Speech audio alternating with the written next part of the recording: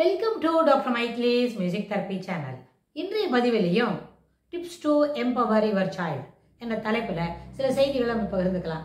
சென்ற பதிவில் பார்த்தோம், ஒரு வகுப்பில் டாமினேட் பண்ணுற பிள்ளைங்கள்டேருந்து நம்ம எப்படி நம்மளை தனிமை விடுவித்து கொள்ள முடியும் அப்படின்னு. இந்த டாமினேட் பண்ணுறதுன்னு சொன்னால் அதில் நம்ம நல்ல பழக்கங்களை சொல்லி கொடுக்கலாம் அப்படின்னு சொல்லி நம்ம முயற்சி பண்ணலாம். ஆனால் சில நேரத்தில் வீட்டில் கிடைக்கிற ஒரு அட்மாஸ்பியர், வீட்டில் கிடைக்கிற ஒரு டாமினன்ட் பிஹேவியர், எதுக்கெடுத்தாலும் ஒரு சத்தம் போடுற ஒரு அம்மா, எதுக்கெடுத்தாலும் சத்தம் போடுற ஒரு அப்பா, இல்லாட்டி போனால் எல்லாத்தையுமே தப்பாக சொல்லி கொடுக்குற ஒரு பேரண்ட்ஸு, அவங்களாம் இருக்கும்பொழுது, அதுபோல் இந்த பிள்ளைங்க அந்த ஒரு என்விரான்மெண்ட்டில் வளரும் பொழுது அதே போல் நடை உடை பாவனைகளை, அதே போல் பழக்கங்களை வகுப்பறையிலும் செய்யறதுக்கு முயற்சி பண்ணுவாங்க. இதனால் நம்மளுக்கு என்ன செய்யணும், அடுத்த ஜெனரேஷனை நம்மளோட வச்சுருக்கிறோம். அடுத்த ஜெனரேஷன் சொன்னால் நம்ம பிள்ளைங்க தான் ஆஃப்ஸ்ப்ரிங். அந்த ஆஃப்ஸ்ப்ரிங் என்ன பண்ணணும், நல்ல பழக்க வழக்கங்களை கற்றுக்கணும்.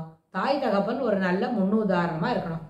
முன்னுதாரணமாக இருக்கிறதுக்கு என்னெல்லாம் வேலை செய்யணும், முதல்ல அமைதியாக, வடிவாக, சிறப்பாக, என்ன தயவாக பேசணும். அடுத்தது பேசின பிறகு இது எல்லாத்தையும் நம்ம சொல்கிறது அத்தனையும் சரிதான போல செய்யணும், செய்து காமிக்க போகுது. அதாவது இப்போ நிறைய பேசுகிறோம் நம்ம கிளாஸ் ரூமில் பிஹேவியர் வரும்போது, your actions should synchronise with your என்ன கான்வர்சேஷன். வாயில் நம்ம எல்லாரும் அமைதியாக இருக்கணும், அன்பாக இருக்கணும்னு சொல்ல வேண்டியது. அப்படி வாயில் சொல்லிக்கிட்டே பக்கத்தில் இருக்கிற பிள்ளைங்களோட புசத்தெல்லாம் தூக்கி போகிறது, அவங்களோட செக்கடை போட்டு மிதிக்கிறது, அப்படிலாம் செய்தால் அது என்னது, இட் இஸ் நாட் ஸோ.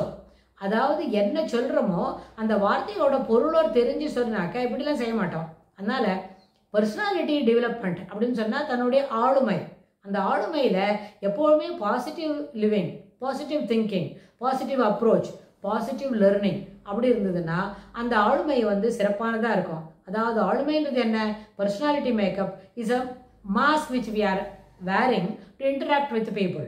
அது ரொம்ப பெரிய விஷயம்.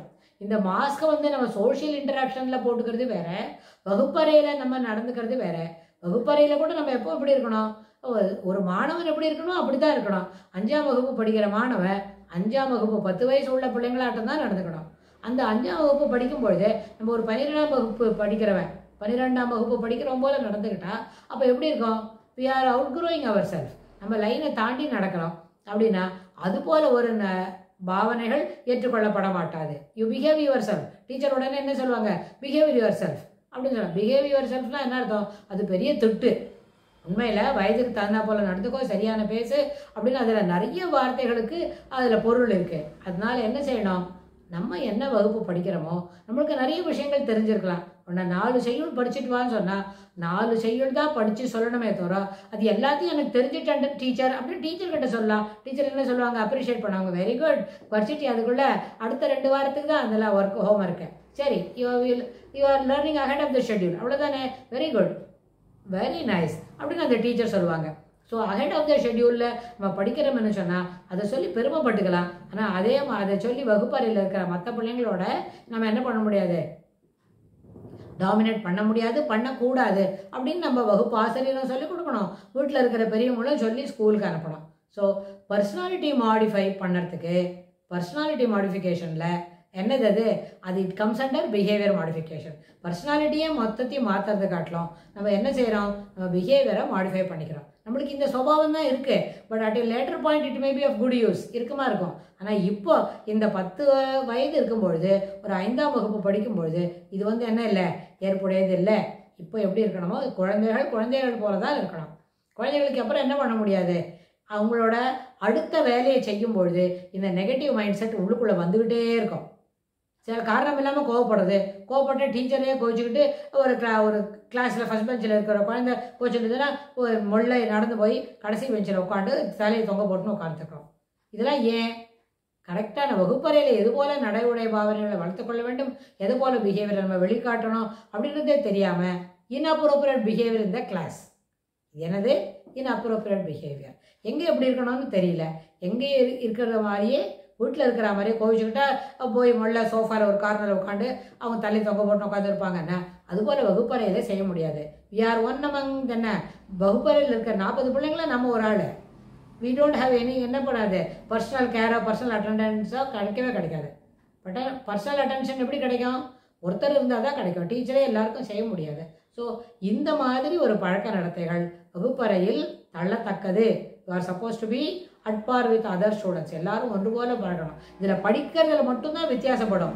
படிக்கிறதுல மதிப்பெண்கள் வாங்குவதில், அப்புறம் கேள்வித்தாளில் பதில் எழுதுறவன் அதில் டெஸ்ட் நோட்டில் போடுற கணக்கு, அதில் தான் நம்மளோட தனித்தன்மை இருக்குமே தவிர, மற்றபடி வகுப்பறையில் இருக்கிற 40 குழந்தைகளும் ஒன்று போல தான் நடக்கணும். By behaviour wise every one is equal. By study wise is also by teaching every one is equal இந்த கிளாஸ் ரூம். ஆனால் அதே நேரத்தில் மதிப்பெண்கள் வாங்கும் பொழுது, ஏன்னா நம்ம என்ன படிச்சுன்னு வந்திருக்கோமோ அதை நம்மளோட டெஸ்ட் ஷீட்டில் ஆன்சர் ஷீட்டில் எழுதும்போது it may differ. Individual differences are there in expressing themselves while writing அப்படின்ற ஒரு பெரிய ஃப்ரேஸ்க்கு இந்த ஒரு பதிவு நம்ம ஒரு இதாக இருக்குது, ஒரு உதாரணமாக அமைத்துக்கலாம். அதனால் வகுப்பறையில் நடந்து கொள்வது நம்முடைய சிறப்புத்தன்மையை வெளிப்படுத்தும் என்று சொல்லி இந்த பதிவை நம்ம நிறைவு செய்கிறோம். இதுக்கு தொடர்புடைய செய்திகளை வரப்போகிற பகுதிகளிலும் பார்க்கலாம். தேங்க்ஸ் ஃபார் வாட்சிங்.